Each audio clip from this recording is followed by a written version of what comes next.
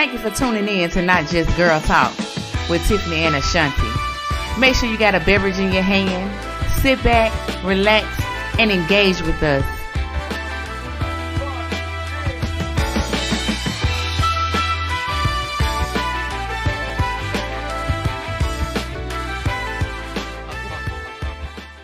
What's up, Tim? What's going on, girl? How you doing? Girl, nothing. Excited to be here today and trying to get caught up with this time change, but I'm excited.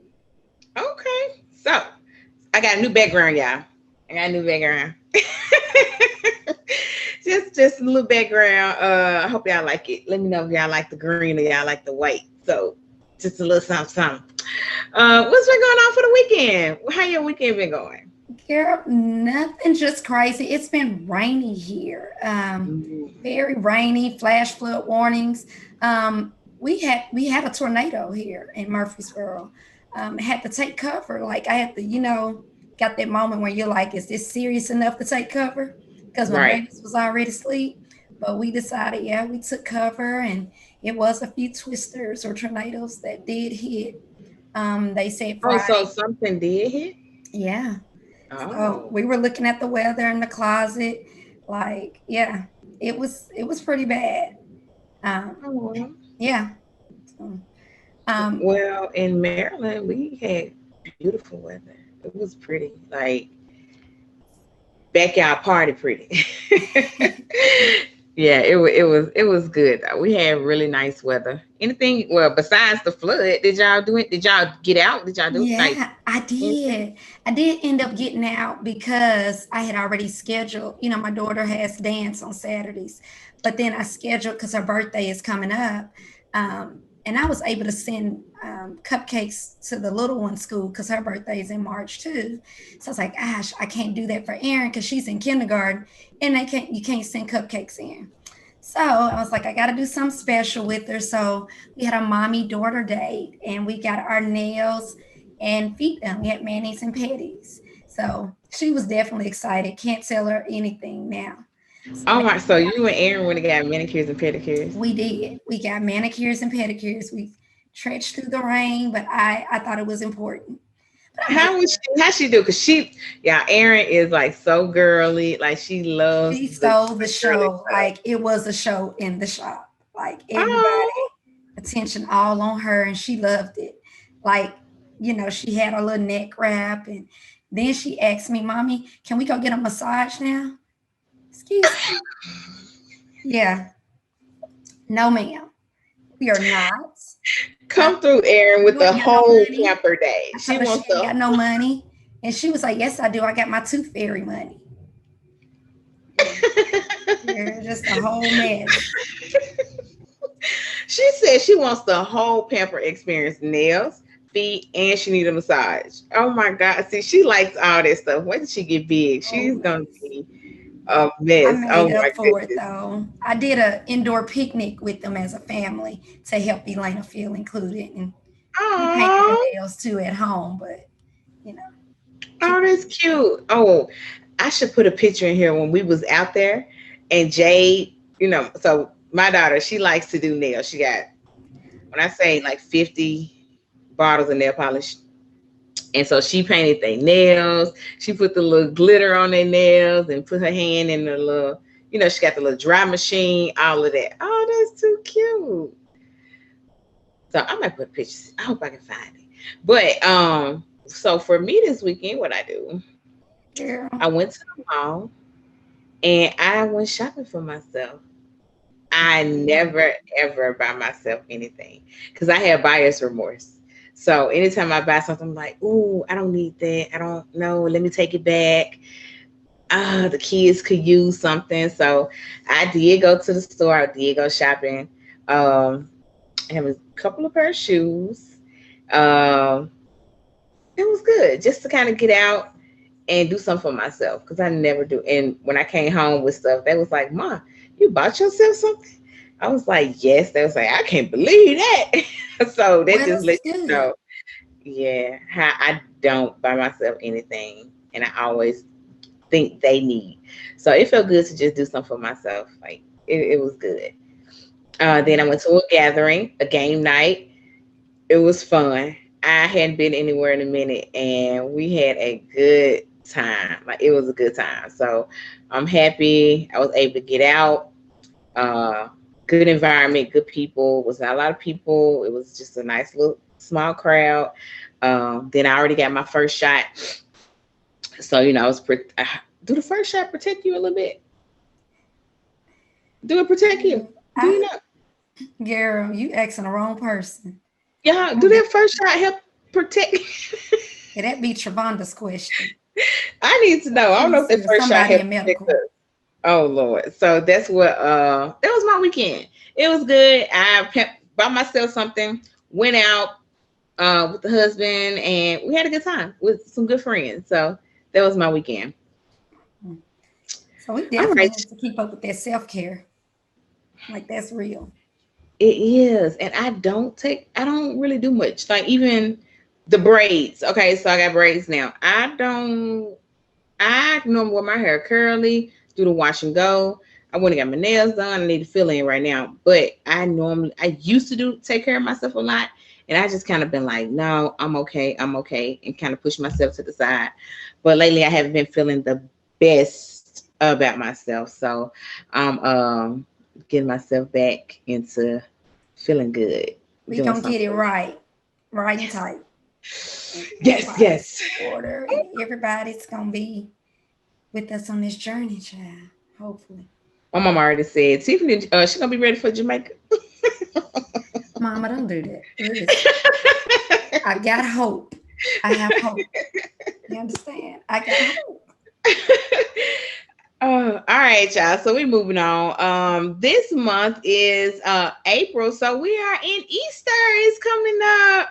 So Easter Sunday is for us is actually next Sunday, the 4th. So what y'all doing for Easter with the girls or church or kind of how y'all doing? Well, I did order their Easter dresses still because we're going to watch our children's church. We do watch children's church, OBC TV, on most Sundays. And so they're going to have their dresses on. And I'll at least get some pics because we're still virtual. Um, it was raining so bad, all of the Easter egg hunts that I wanted to take them to, because I want to do a million things. Um, I didn't get to take them any because I felt like it got rained out or it wasn't worth it. I'm not hunting in the rain. So I'll just get them some eggs or something and we may dye some eggs maybe. Oh, that'll be cute. We Ain't that still like have to do Easter things egg? like that, dye the eggs and they may not hunt, but I think they're doing something at school though. So Well, y'all could put them out in the yard and let them go out there and get some see, you eggs. always put me to work. See, I'm just so Easter let's egg say, hunt and dyeing eggs is one or the other. oh my God, they big enough to run around the backyard. Y'all can hide the eggs and just let them go get them. Did that like was it last year? I think we did do that last year though.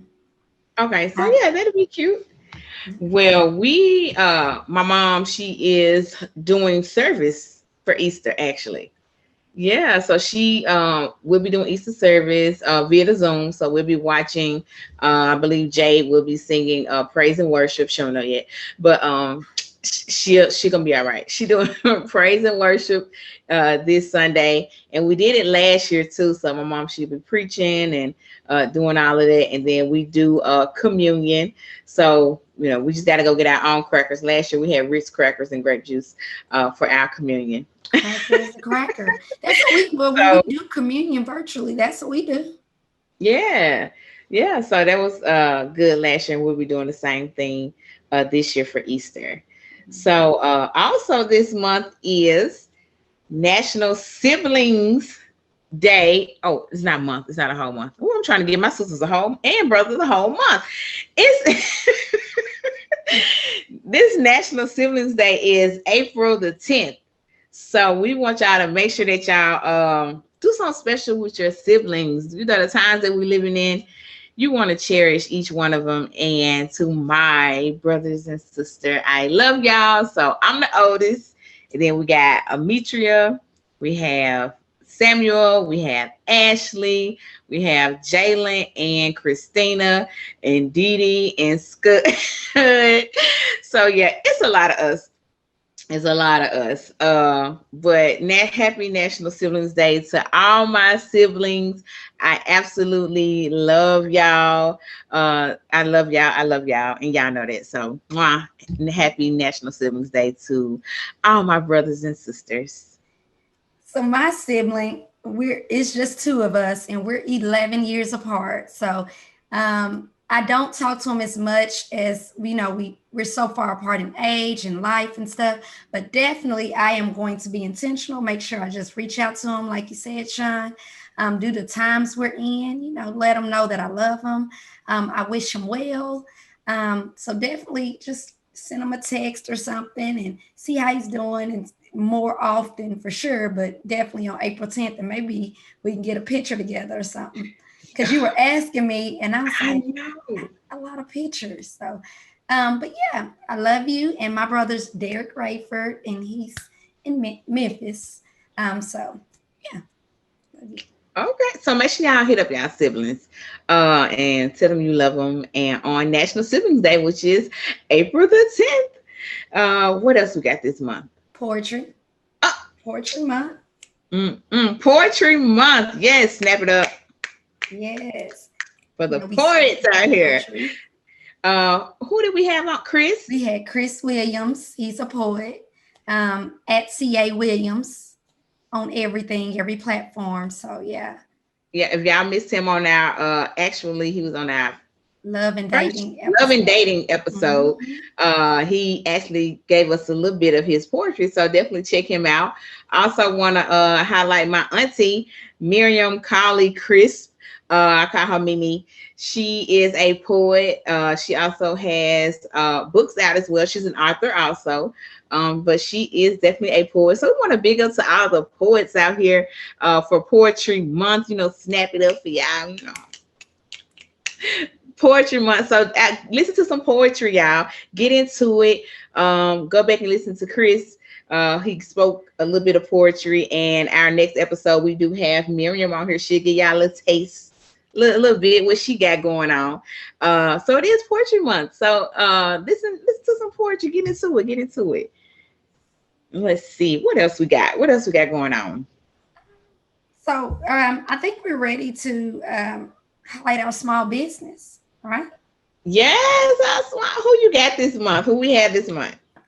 So every month we do highlight a small business, and this month I am highlighting Erica Williams. And she is the owner of Good Hair Oil. She started this journey on being natural in 2016. And in 2016, she couldn't find a lot of products that would keep her hair moisturized and things like that. So she went on a journey of just trying a whole bunch of different things, all natural. And she ended up coming with a lot of combinations that worked well for our hair. So, when we go natural as African-American women, every hair texture is different. So she has different hair oils for all of that. I will say that she has really taken a heat with this industry. She has actually went back to school. Although she's a teacher, she's went to hair school. So now she does hair in Nashville. She also has developed her brand into several other things like smell good stuff, graphic tees, lip balms, all of that. So she's awesome. If you want to reach out to Erica Williams, she has a great website, redefinegoodhair.com. That's redefinegoodhair.com. So that's www.redefinegoodhair.com. So please reach out, support. She's doing great things. Like I said, she does hair in Nashville. So Erica Williams is our highlight for this month. I'm gonna have to get some of these products. Yeah, definitely. She's expanded, and I knew she did the Good Hair Oil because we've used her some of her products on my daughter's hair. That's how I started. Which one? Who you used it on? Both of them, or just Aaron at the time? Okay.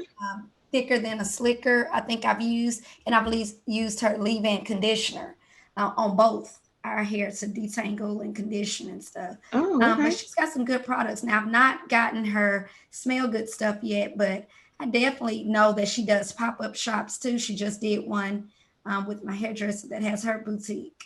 They did a pop-up shop, so she goes there, and she has a website, but she's doing great things. Okay, I'll definitely hit Erica up. And we also have a guest coming on our show today.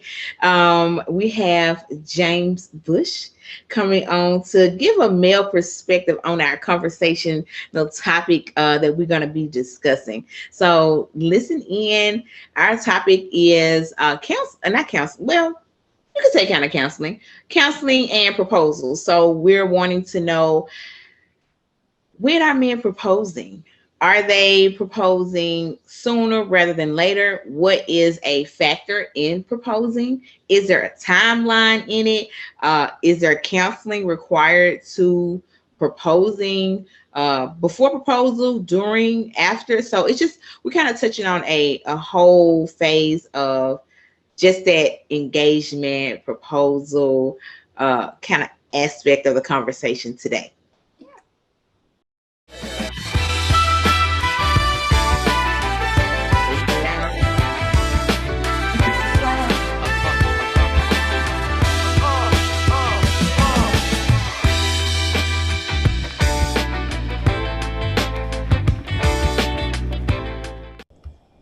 All right. Hey, I kind of like that though. You like that, girl? You like that? I kind of like that. Hey, y'all could have let that ride a little bit more right there. We just wanted to give you a little feeling on how we roll. Black We don't want superhero people to music. come on just talking, just get a feel for what it's gonna be. Black Okay. superhero music. That's black superhero music. Yeah. I like that. Thank you. We appreciate it. Most definitely. So I am your host, Ashanti, And I'm your host, Tiffany. and we are Not Just Girl Talk. Not just girl talk. So today, we are going to put you on the spot a little bit, but I do want to introduce you. This is Mr. James Bush that we have on our show today. Special guest. He is a program director for youth overcoming drug abuse. Yoda. Can I say that? Yoda? Say Yoda. Okay. And he's a licensed professional counselor. And one of the reasons we reached out to him to come to our show is because he has a podcast that is Mind of a Man podcast. And I am just curious. We're not just girls talking, so we always want to hear different perspectives. So I thought it would be dope and awesome to hear what the man's perspective is from you. Okay. We put you in the hot seat a little bit. That's what's up. I plead the fifth. No. I no pleading the fifth. No, but thank you so much for coming on our show today. It's definitely a pleasure to have you here. And getting started, let's go, Tiff. Let's just go and get into it. Don't get into it. Beverage of the day. Yeah. So we have beverage of the day on our show, Not Just Girl Talk. So we want to know what you're sipping on, James. H2O, water. Absolutely. Always. That's wonderful. I need to get better, and we talked about that in our last episode. We were trying to get our bodies right. So I definitely need to intake my water intake. However, on this particular episode, I'm sipping on a little Jack Daniel with Tennessee. Hey, you drinking Jack? Listen, I didn't fix my drink today, but it is something I've drunk before. But it's just, someone told us in the liquor store about it. It's just Crown Apple with a little cinnamon Tennessee whiskey. So mixing the little ice. But it tastes good. And I don't know what the name of the drink is, but somebody told us. So it's a little beverage my husband made up. Okay. Well, I got half and half tea, lemonade. Can't go wrong with that on NAM day. So I just got a little half and half. I'm drinking today, not doing the liquor right now. I went out last night, so I gotta come back down because I was kicking it a little too hard. So That's what I have for the beverage of the day. And let's see, our question that we have for our topic of discussion. How long should you wait to propose? And is there a timeline that men kind of look at when actually proposing to women? So, what do you think? Oh, you asking me? No, that's I am. James, what do you think? Well, I got a bunch of different schools of thoughts on that one. First, Oh. before even proposing, I'm talking about the idea of being exclusive with a partner. That's saying that, hey, look, this is me and you are going to do this together. Me and you are going to pursue something on a serious manner, serious nature, and going forward. And the reason I say that, to give you a little bit of backdrop, we're in a situation now, a society where there's apps, there's social media, there are all these different types of ways where you can meet people. And so there's all these different types of ways that, okay, I'm out with Susie on Monday, I'm off with Barbara on Wednesday, and I'm off with Janie on Friday, and then maybe Megan for Saturday or Sunday brunch, who knows. But my thing is, to cut all of that out, it's going to take me being intentional to say, hey, look, I want to do this with you. All right, so, okay, we date, collect the data, maybe 6 months to a year, depending on the person, who knows. And then after that, can you do life with that person? You ask them the hard question. Me and my one of my colleagues, shout out Tam House, we were talking about this last night, where we were just saying the questions that people are not asking when they are preparing for marriage.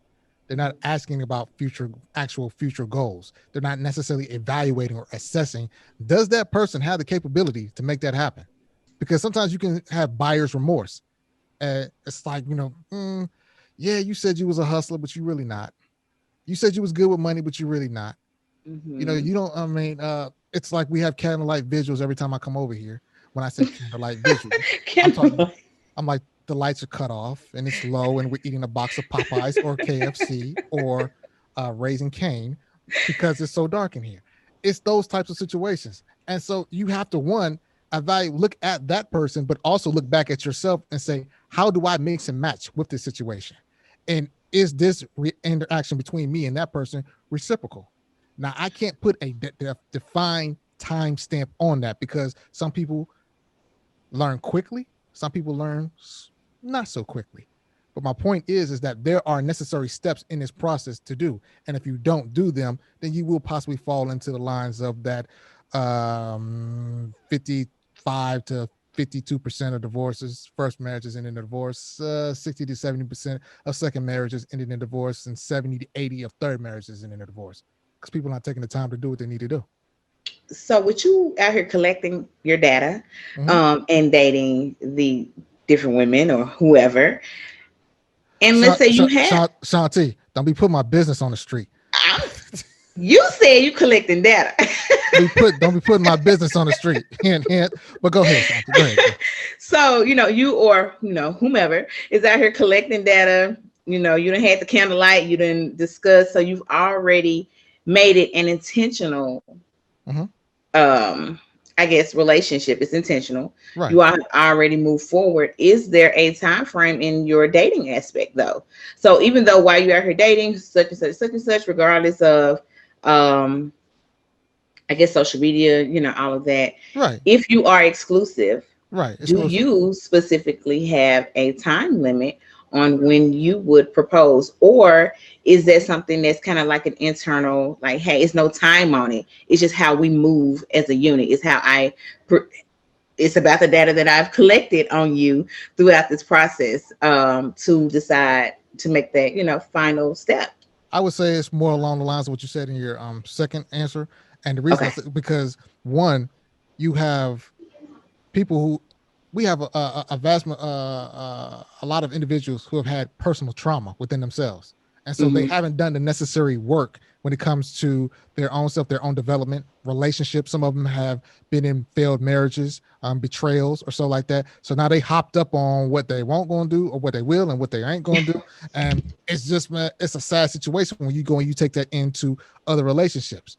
And so my thing is that internal clock tells me, well, I've done the work. I'm no longer I've made peace with what happened in my childhood. I made peace with mama and daddy did or didn't do.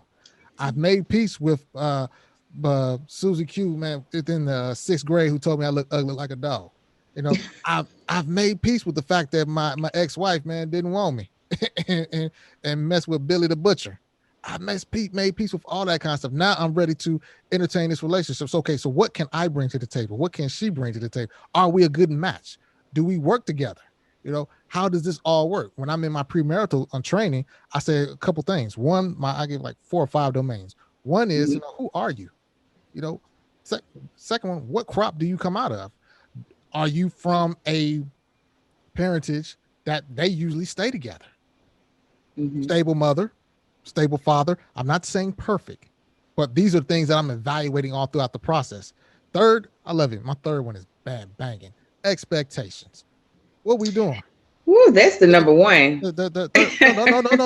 I like, because on the first session, the first and second session, you ain't trying to, man, scare nobody. But the third one, expectations. What does all this look like? Okay, are we going to have a dog? Are we going to have a cat? Are you going to wash the dishes at night, or are you going to wash the dishes in the morning? Okay, are we going to have sex? What type of sex? How much sex? You know, those things are necessary. If we're not having those type of conversations, if we're not being able to even have the conflict to see how we work back from the conflict, then that's a problem. Like when people say, "Oh, we never argue," I'm like, bullshit. We can't curse on here, can we? We can. we always. You know what? It is such a good thing, because literally all of the men that we've had on our show literally say, "Can I curse?" Like, I love the respect. It's so the respect is there. But yes, we can curse. You can curse. Okay. I'll just make sure this is y'all platform, man. I ain't trying to sully it up. But my point is, again, the expectations of it. There are so many different things that we have to discuss and we have to make peace with, because when you come in a union situation, a unionated situation, you're saying to yourself, I'm willing to do this with this person based on who they are, not who I think they can be or who I desire them to be. I'm taking them for where I am, and I'm going to I'm going to take this journey. Then on number 4, we're going to talk about money. Some people are super savers. Some people are super spenders. You know, how do I feel about that? And what does it all look like in the end? If I'm not really at the point where I'm having those conversations and I'm not engaged and I'm not just really evaluating and assessing the situation for what it needs to be, then I'm fooling myself. And then it gets to the spot where later on down the line, how could you? I didn't know. Well, you knew who I was. I told you. We had this conversation or so. And not to say things don't change, but the groundwork was already there.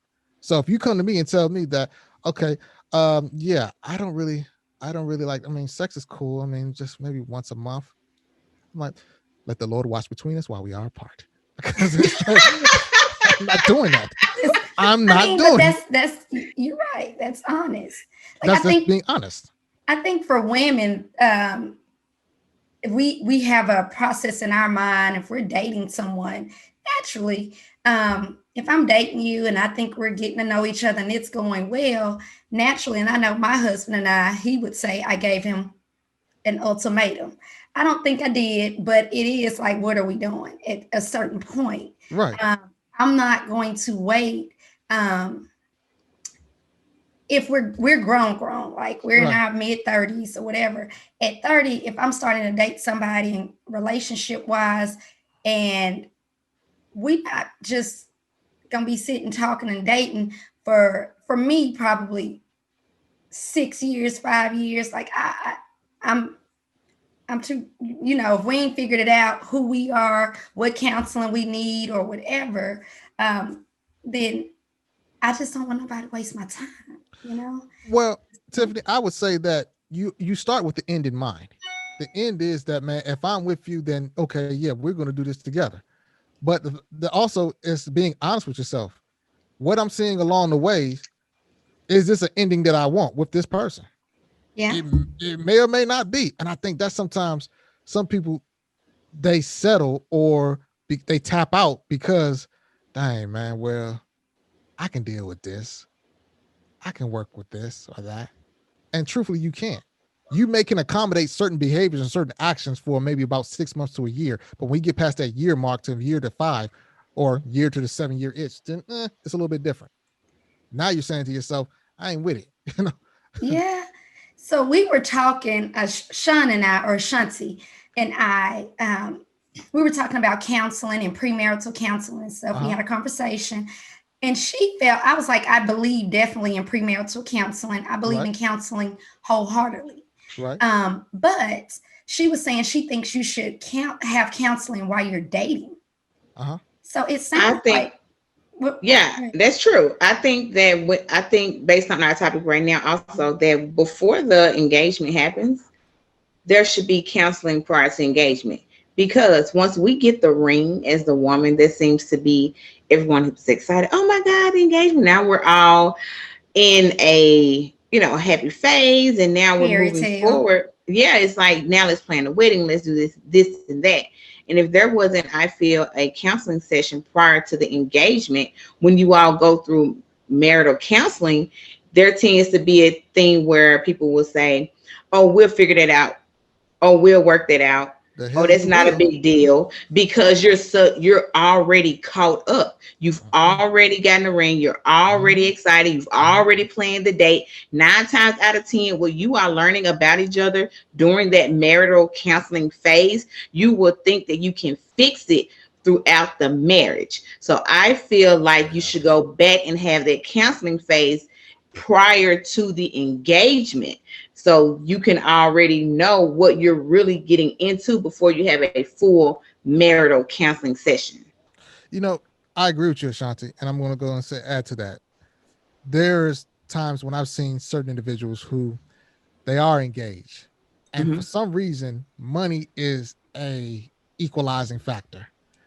It's like an equalizer. It's like, oh, we just spent 1,500, 2,000, Mhm. 3,500, 7,000 on this wedding, 15,000 on this wedding. Somebody getting married tomorrow. It's Yeah, like, Exactly. and then absolutely. it's like, in a point where, man, I'm really having my doubts. I'm really having these feelings. I'm seeing some things, but we didn't spend all this money, and I don't want to disappoint nobody. So Mhm. let's just go on and do it. Let's just go on and let's go on and we'll just work through it and we'll get it canceled. It's like a consolation, not consolation prize, but it's like a concession, conceding to the point that, yeah, I'm going to go ahead and do this, even though I don't feel like it. But because of the amount of money that has been put into this and the amount of people's and time and resources and energy, Yeah. that I'm just going to go ahead, which is the most foolish thing that I have ever seen, because you'll spend more money potentially on the divorce than you will on the wedding as it is hold. So that's where a lot of people they stand. But I agree with you. I believe that people should have some type of clinician throughout the process. I believe that one partner should have their own therapist, the another partner should have their own therapist, and if they does not, they have a joint one. Why? Because there are possibly things that are in their blind spot that they're not necessarily looking at, that they need to kind of iron and flesh out before they say I do. I love that. That's definitely a different perspective. I've just always been told, hey, do premarital counseling is necessary. But since all that's going on and stuff is just in life, I believe in counseling. I won't say that I've kept up with it as much as I need to, but um, we need to normalize it, period. Counseling individually as well as you know, joint if we're trying to get married to someone. Well, my other part of that is that counseling has not really been widely accepted by the African American community Absolutely. because there weren't a lot of African American therapists for a while. And so now that I think now it's still like maybe with the roughly number of 3% of therapists Oh are wow. African American males or so like that are able to run in that route, to run in that kind of lane. I had What's the a, numbers on men? So I'm just curious because you I got see mind of a man. Yeah, are now they even lower? as far as I think believe even lower of available licensed professionals to that are African minority males. I think it is. I believe it's lower than that. To be truthfully honest with you, uh, it's not the most sexiest uh, industry to come in. It's very female dominated, but there is a definite need for it. And it was one thing that I'll never forget. I had one client. He came into me, and I asked him. I said, "Dude, why didn't you go and see somebody earlier?" And he told me flat out. He said, I'm not gonna go see my oppressor and talk to him and spill problems to him. And I'm like, Oh, wow, you know, so that's necessary. I tell anybody through the slave era, there's the slave era of slavery, through Jim Crow, through mass incarceration, through the crime bill period, 3 strikes. We should have been on somebody's couch. We should have been talking to someone. But the thing is, we tried to make the best of it as possible. I'm not blaming the pastor because I know the pastor, he's there to give you the word. I know the black church is very influential in the African American community. But there are some things that the pastor cannot work on because he's dealing with his own issues in his own household with his own flock. And he about ready to quit himself half the time. And so those are some of the things that I try to kind of educate, man, my brothers and sisters. So, hey, look, let's go and talk to neutral parties, not your mama and them, not his mama and them, but a neutral party who is educated and qualified. So yeah, I agree with that. I know when I went to, I'm sorry, Tim. no, I was I going know to when I say, went to my counseling session before I got married, I chose not to use my direct pastor because she has known me since I was a baby. Her and my grandmother, we're best friends. So Right. she's known my mom since they were little, us since we were babies. You know, so I just kind of felt like in that space, we should have used someone that did not know either of us because I didn't True. want it to be biased counseling. And it may not have been a biased counseling, but I think when you just have that family oriented relationship, it can kind of slide that way. And I didn't want that to be, you know, a thing unintentional. at all. Yeah, a thing at all. So I definitely agree when you was like, don't go talk to, you know, your mom and them, you know, you're just people that know you. Going to Right. someone else and also getting a different outlook, a different perspective, kind of what they think about just counseling in general. I know we're Right. kind of going into a counseling spiel now, but counseling in general, Hey, definitely. that can be a good thing to go to somebody who even thinks differently from you. Yeah, I know with us with premarital counseling, we Mm-hmm. used our pastor of our church, and he wanted to follow up, and we did. It was 2 years later instead of a year, but he's saying that we should continue, marriage counseling throughout your marriage. Mm-hmm. Um, but I am at this point, we're what, 10 years, it'll be 11 years this year. I Awesome. don't think that, thank you. I don't think that I'm comfortable probably with that, talking to him about really, like sex and stuff. I want to talk to my pastor, about stuff like that. I feel So like so I need who you somebody neutral right. So at this point. that's a great Right. point. That's a great point.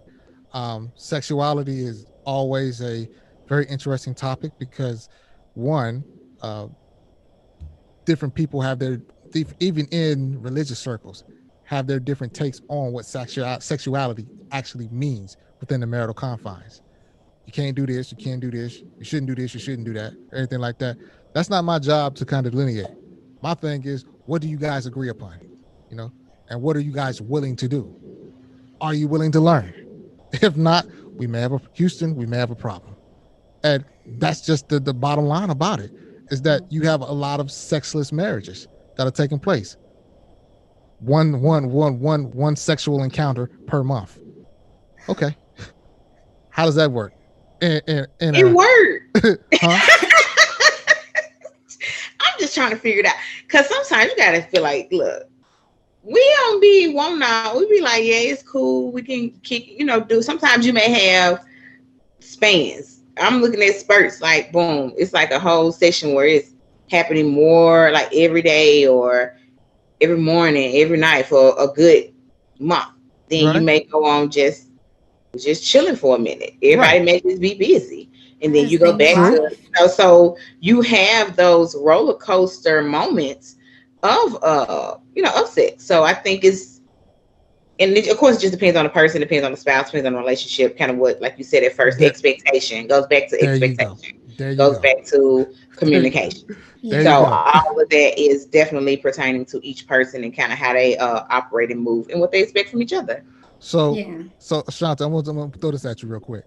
Uh-huh. If we've told young men and women to abstain from sexual intercourse until Mhm. they get married, Mhm. Not saying that all of them did, but we told Correct. them to. We I beat did. it over their head. We just Mhm. said, hey, look, no, you're not supposed to do this. You're not supposed to do that and everything like that. Mhm. Okay, now they grew up in children's church. They went to Bible training hour or so like that. Wednesday night service, man. Vacation Bible school, and then bam, now they are married. They are of marriage material. Okay. They're hooked up. And we say, okay, boom, now I'm married. Now I can go and get it in. Now I can do it. I'm legal in God's eyes of everything. I'm ready to be blessed. Then all of a sudden, we hitting, man, a 1 month, 2 month, 3 month drought. And I'm sitting over here like, wait a minute, there's something wrong with this picture. I'm supposed to be able to get it in and do what I'm supposed to do for my spouse, and my spouse will, and that's my expectation. Now, granted, that might not be everybody's expectation, but that's why I say in premarital counseling, you talk about these things. Right. You don't try to over spiritualize it or anything like that. But you go and you just flesh out like, what does this really mean? Are we going to get down with it? I got two schools of people. One, if we are upset at each other, doesn't matter. We still getting it in. Other one is if I'm emotionally tired or bogged down by something you do, I'm going to withhold myself. Whichever way you want to go with that. My point being is it has to be discussed. It has to be what I call a power of agreement. Because if it's not, then bitterness and resentment can set in. And when bitterness and resentment sets in, that's the small crack that can, man, eventually, man, lead to the downfall of the dam. Yeah. But also I'm gonna go back to what you said. Let's say, like you said, she's ready to be blessed because she has been saving herself Right. and giving all this information. Right. Is he coming in equally yoked at the same time? Has he been saving himself? If he hasn't and she has, now we really got a problem because he know what it's like. Now he know what it's like out here in these to streets. be in the world. He's been worldly. Now you and she's coming in. It's happening and she don't know and he experienced and now we're tapping on something else. But let's not make it. Let's not try to simplify it too much because we know that sometimes within women, after around the age of 40 or after the age of 40, their sex drive goes into overdrive. Some of them, to some degree, and for some reason, around maybe 36 to 40 for guys or anything like that, their testosterone level just or something like that. And they used to be swinging. Now they're like, I'm like Mr. Softy Freeze out here these days. my point being to you. My point being to you is that, these things are a moving target.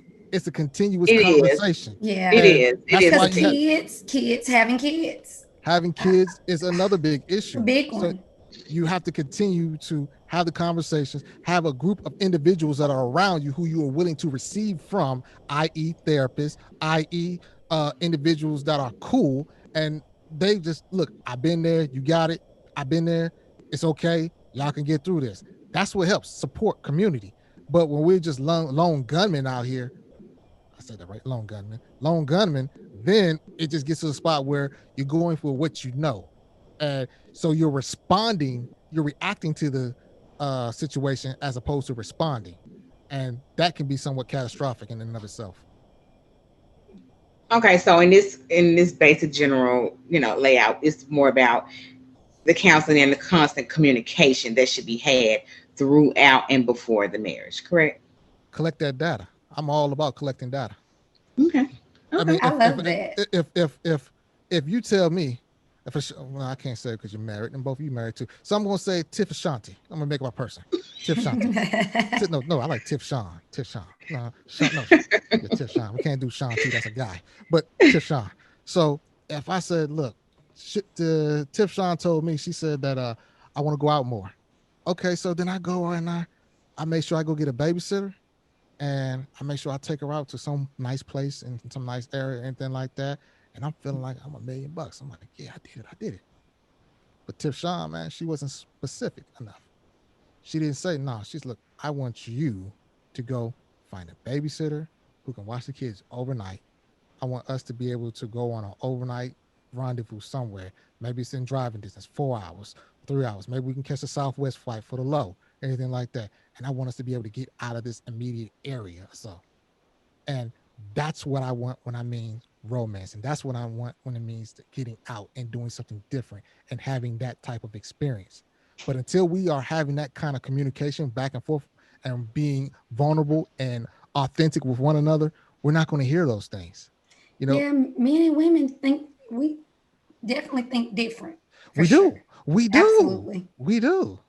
Thank you, Kevin Samuels. But yeah, we do. Listen, no. Did you just say Kevin Samuels? Now he a whole nother topic for another day, but actually he had some good points when he talks. Sometimes I'd be like, I can't even say nothing. Thank you. You know, sometimes I Thank you, can't Sean. even. Thank you, Sean. Thank you, Sean. I'm dead serious because his comments sometimes I'm like, I have to sit back and think like, you know what? It's some truth to he is telling. I mean, Yeah. some things I may not agree with, but when I step back and listen to his conversation and I'm like, what? Like, it's kind of one of those things like, you like, a sting a little bit. Like, So I did that. So let me throw this out there. Tiffany and Shanta, y'all are what faith do y'all practice? Because I want to assume I'm Christian. Baptist or Baptist, Christian, Yeah. but Christian for the Christian. most part. Yeah. Mm-hmm. Christian for the most part. Okay, so Christian for all the parts. But go ahead.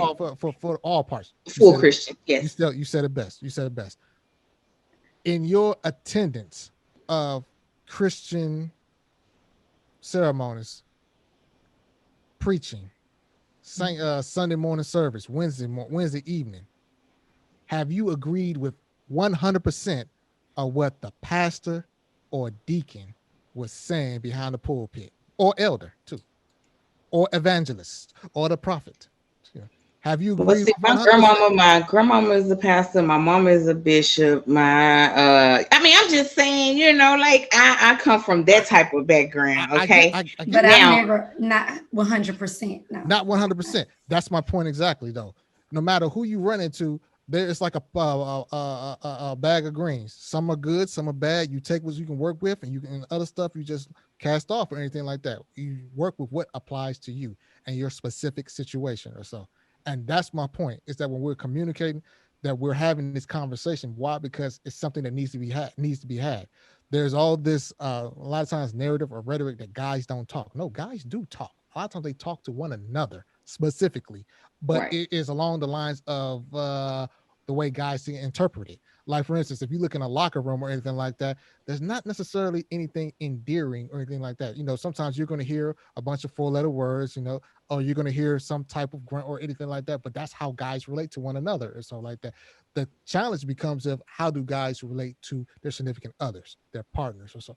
I think that's where we have to do a better job at. And also, too, dwelling with that person according to knowledge. So now I am working with you based on your understanding, your wavelength, your vibe, how you receive information. If I can't give you that in that manner, then we have an issue. We have a problem. And that goes back to our original question in regards to asking, you know, a person to become your spouse, as far as marriage is concerned. Based on what we've kind of talked about, I think from your perspective that you're giving, it's all about the communication, it's all about the collected data, and it's all about the expectations, understanding expectations. I do agree with that. I agree with a lot of that. You are able to effectively communicate better when you have the data to pull from. If I don't know what this person desires or who they are or what makes them tick or move or have their moments, then it's going to be somewhat tough sledding. I have this thing I call plateau. You first meet a person, you're having a great conversation, everything is good, it's fun, and then all of a sudden, a week later or 2 months later, or maybe never, it plateaus, where you ain't got nothing to talk about. You don't have nothing to pull from. Then the conversation become more strained. You're not able to laugh and have fun enjoyment or fun anymore. And that sucks because then the relationship itself can start to kind of dwindle down. Now you guys just become, before you were lovers, before you were engaged, excited, you couldn't wait. Now you're just roommates. You know, he's downstairs, she's upstairs. And that's an unfortunate place to be because, again, as evolving creatures, we are continuously, changing. And it's necessary for our partners to know that, okay, yeah, this is who you are now. At 40, when the lights go on, this is who you are. This is what life looks like. This is your struggles. This is your challenges. This is your And stressor. it's ever evolving. You're never Yeah, the same person. You're never the same Never. person. different, So you Exactly. are forever evolving. different. So that's Right. why I feel like the expectation piece that we've kind of been mentioning, that counseling piece that has been mentioned, we are always evolving. True. And if there's a constant level of evolvement within both of us, the person, um, from the beginning, Yeah.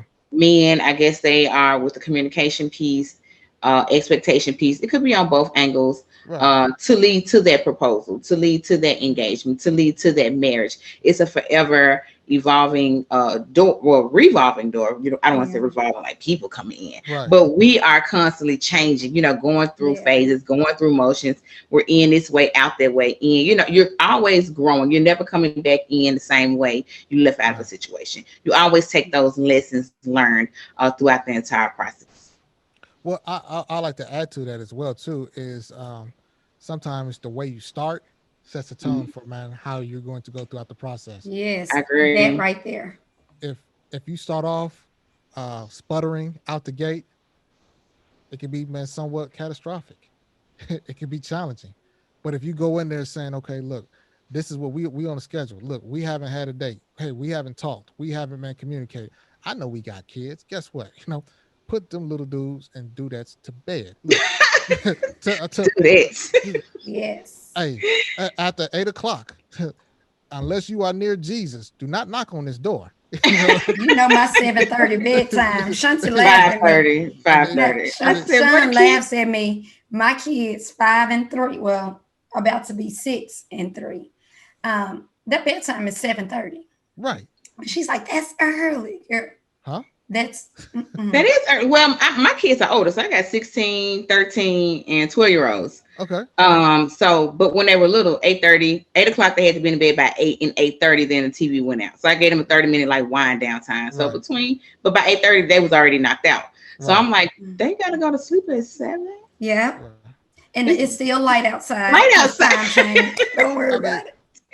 my point is though it's only 24 hours in a day, and so with the rigors of work and jobs and activities or so, we still have to find times for couples to be able to talk, discuss, learn, evaluate from one another. And when we're not doing that, when we have all these other different, I won't say distractions, but in a sense they kind of are, They are. then then we get into places where I don't know you. Well, I don't know you. So then As a everything matter of fact, I don't know me I don't know exactly. And so those are because some of the challenges. that's the thing. Yeah, I agree. I 100% agree. So I'm not a proponent of if you're going to be married, be married. If you're going to be a parent, be a parent. But understanding that there are uh, requirements of both. And if you don't nurture it, if you don't cultivate it in an effective manner, it will wither or it will not live as it can. Honestly. Yeah. That's my pastor says, everybody's a seed. You gotta water it for its potential to Yeah. flourish and grow. Yeah. Um, so Well, I don't have any other questions for you. Tiff, you got something else for him? do not. I think this was more than I'm like, make sure you leave your contact information because somebody may be laying on your couch. Just because, I do need to get back into counseling. But if we can get your contact information, I know that you do counseling. I sure So if do. you want to let everyone know where they can reach you. You can reach me. Well, first of all, I'm James Bush. I'm with Bush Counseling Services as well. You can reach me at area code 615-229-6205. That's 615-229-6205. Or you can email me, james@bushcounselingservices.com. That's james@bushcounselingservices.com. You can also catch me on the Mind of a Man podcast. We're on just about every major podcasting platform. That's Mind of a Man podcast. And it's pretty much the black guy holding a brain in his hand. Okay, so I'm here for the conversation we just had with James. It was good. I really liked that conversation. He touched on a lot of different ways to look at stuff, a lot of different aspects of dating, counseling, proposals. So I appreciate him coming on our show and giving us that information. What you think? How you feel like it was?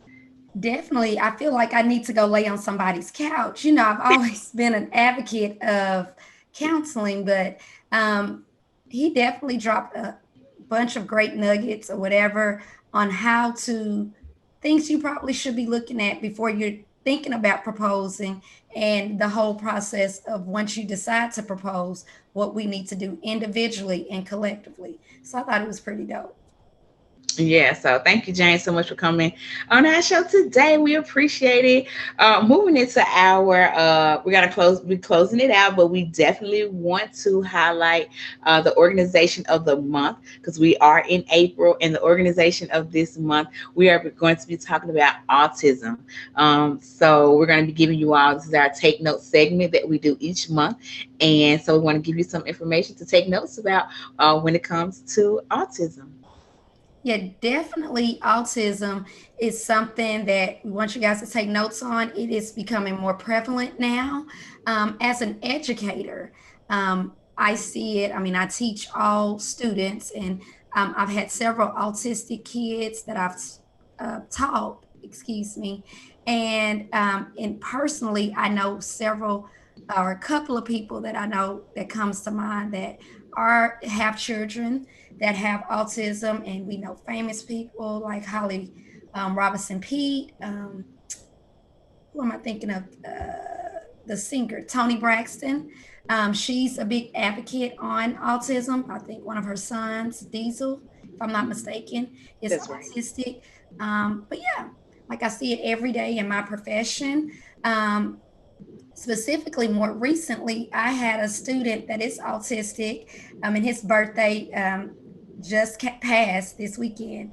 And the students came to me asking, they were collecting money to buy him something. So they'll be recording that, his reaction um, next week. So I'm excited to see how that's going to go. But it just really warmed my heart to the point of tears, because this generation, sometimes I may worry, but to see the empathy, and my students can be empathetic just to think about somebody that's different, and want to just bring a smile or extra smile and do something nice, that means a lot. So take notes on autism and just autism awareness.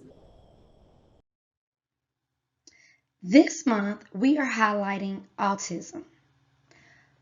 Autism, or World Autism Awareness Day, is April 2nd. Autism or autism spectrum disorder, or ASD, refers to a broad range of conditions characterized by challenges with social skills, repetitive behaviors, speech, and nonverbal communication. According to the Centers of Disease Control, autism affects an estimated 1 in 54 children in the United States today. Signs of autism usually appear by ages 2 or 3.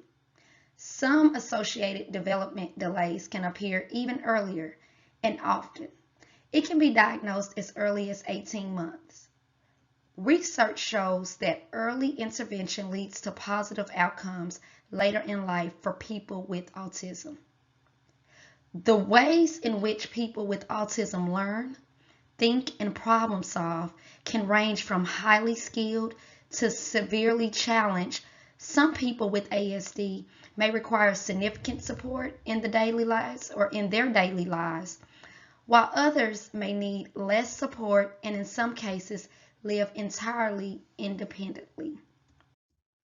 Several factors may influence the development of autism, and it is often accompanied with sensory sensitivities and medical issues such as GI disorders, seizures, or sleep disorders, as well as mental health challenges such as anxiety, depression, and attention issues.